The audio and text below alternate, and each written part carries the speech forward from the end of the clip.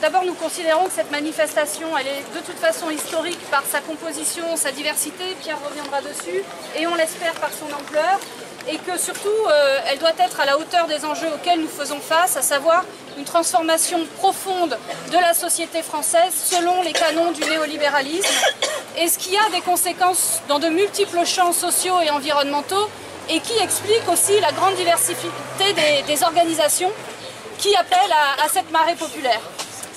Alors, Emmanuel Macron veut nous imposer ce qu'il appelle son business model, et pour cela, il a une méthode, c'est une cascade de mesures, il nous impose une cascade de mesures très brutales, qui vise à détruire les droits sociaux, à détruire les services publics, démanteler progressivement la protection sociale, imposer une fiscalité très injuste pour les ultra-riches. Il organise également la ségrégation dans les universités, la ségrégation pour l'accès à la justice. Il multiplie les accords de libre-échange. Tout ça est très cohérent dans son programme ultralibéral et autoritaire. Et puis, pour faire passer tout ça aussi, une répression des mouvements sociaux, une répression dans les quartiers populaires et le fait qu'il bâillonne les lanceurs et les lanceuses d'alerte. Alors nous ne faisons pas que nous opposer à cette politique d'Emmanuel Macron et de son gouvernement, nous ne sommes pas seulement en contre, nous venons aussi en portant des propositions d'alternatives qui ont des fondements communs et qui se retrouvent dans le slogan de cette marée populaire pour l'égalité, pour la justice sociale et pour la solidarité. Donc pour une société plus démocratique qui partage bien mieux les richesses, qui mette fin à la toute-puissance de la finance, qui fasse primer finalement les droits humains sur ceux de la concurrence et qui enclenche réellement la transition écologique et sociale. Je finirai avec quelques mots sur les mobilisations qui se sont multipliées depuis quelques mois maintenant. Les cheminots, évidemment, dans les universités, pour les droits des migrants, pour les services publics, pour la transition écologique et sociale à Notre-Dame-des-Landes, les retraités, etc. Toutes ces batailles, nous le disons, sont légitimes, toutes sont nécessaires et elles ne sont pas isolées. On voit aujourd'hui se développer des initiatives de solidarité et surtout aujourd'hui, ce que nous voulons montrer, c'est que nous pouvons tous nous rassembler contre le projet d'Emmanuel Macron, toutes ces luttes, mais aussi pour des propositions d'alternatives qui ont ces fondements communs d'égalité, de justice sociale et de solidarité. Et puisque le gouvernement et Emmanuel Macron font la sourde oreille, eh bien, nous voulons forcer à nous entendre aujourd'hui. Bien, comme vient de le dire Aurélie, ce qui permet ce rassemblement, c'est la violence des attaques du gouvernement, la violence du projet d'Emmanuel Macron et l'espoir qu'une autre société est possible, une société plus juste, plus égalitaire, une société plus solidaire. Mais encore, fallait-il créer les conditions politiques de ce rassemblement, et c'est ce que nous avons réussi à faire, en levant deux obstacles principaux.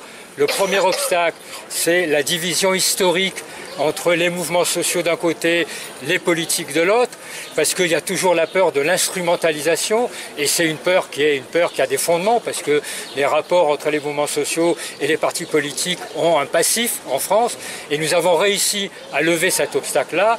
Le deuxième obstacle, c'était que la diversité des organisations présentes empêchent ou paralysent la prise de décision commune et empêchent le fait qu'on puisse avoir un socle commun. Or, ce socle commun, nous l'avons construit, c'est le texte d'appel qui vous a été donné, et il y a aussi derrière la capacité à construire, que nous avons eu à construire une initiative commune.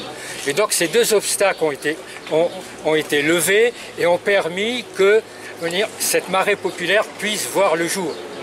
Et cette marée populaire voit le jour dans la diversité des organisations présentes.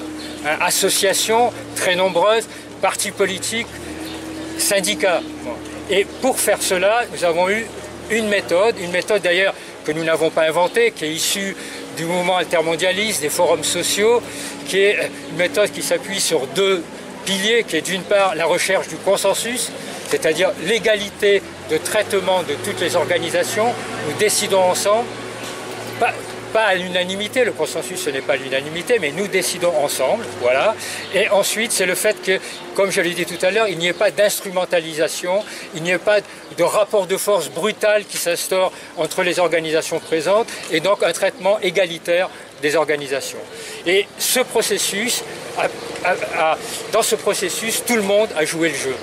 Et c'est ça qui est vraiment intéressant, et c'est ça qui, à mon avis, montre que quel que soit le nombre de participants aujourd'hui, cette journée est déjà un succès pour nous, parce que ce cadre inédit que nous avons construit a vu le jour dans la configuration que je viens d'expliciter. Et donc nous voulons un cortège qui soit un cortège festif, un cortège joyeux et donc un cortège pacifique. Bon, un cortège festif parce qu'il y aura de la musique, il y aura des chars, il y aura le groupe Zebda qui sera présent, et à la fin d'ailleurs de la manifestation, Aurélie prendra la parole de nouveau au nom de toutes les organisations pour conclure cette manifestation que nous espérons réussir. Excusez-moi, il y a quand même des syndicats importants qui ne sont pas présents aujourd'hui. Il y a effectivement des syndicats qui ne sont pas présents, nous le regrettons, bon, c'est de leur responsabilité. Pour nous, tout le monde était présent à partir du moment où il n'y avait pas d'opposition d'organisation à ce qu'ils soient présents, c'est le travail au consensus. Je pense qu'il y a un certain nombre peut-être d'organisations syndicales qui sous-estiment la nature politique du projet d'Emmanuel Macron, bon, qui pensent qu'il est possible de le découper en tranches. Or, ce projet est un projet extrêmement cohérent, qui a sa dynamique propre, et c'est ce projet qu'il faut casser. Et nous espérons que cette manifestation aujourd'hui permettra de le faire.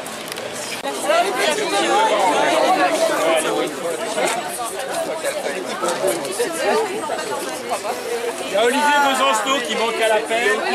Benoît manque. Il y a la photo des camarades et des organisations. Aurélie, elle est où là?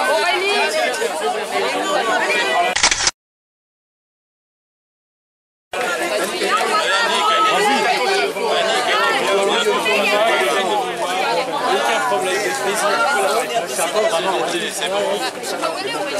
y a un nom derrière ce jeu. Il y a un bon là.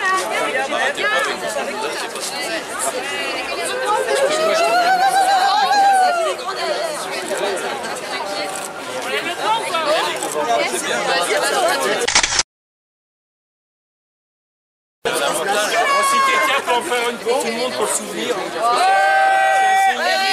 Eric Coquerel est un grand sentimental. On va mettre dans son bureau l'Assemblée. Mais alors, genre, si tu lèves toi, c'est la gauche.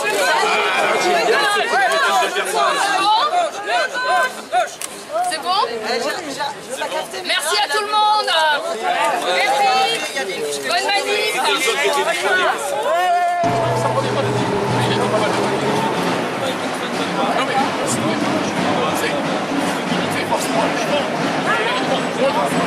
Coup d'envoi, on a fait la photo des représentants des combien 60 organisations. Vous vous rendez compte, c'est ça l'unité, c'est beau l'unité de la gauche. C'est la gauche, hein, c'est un camp, celui du salariat, celui qui est le plus attaqué par Macron et celui qui doit se défendre, quelles que soient ses catégories aujourd'hui. On est tous solidaires ou on perdra tous. Il nous supprimera les cotisations sociales, il supprimera tous les statuts si nous ne gagnons pas avec les cheminots. Donc voilà pourquoi on fait la marée populaire aujourd'hui et on va voir pour la réussite.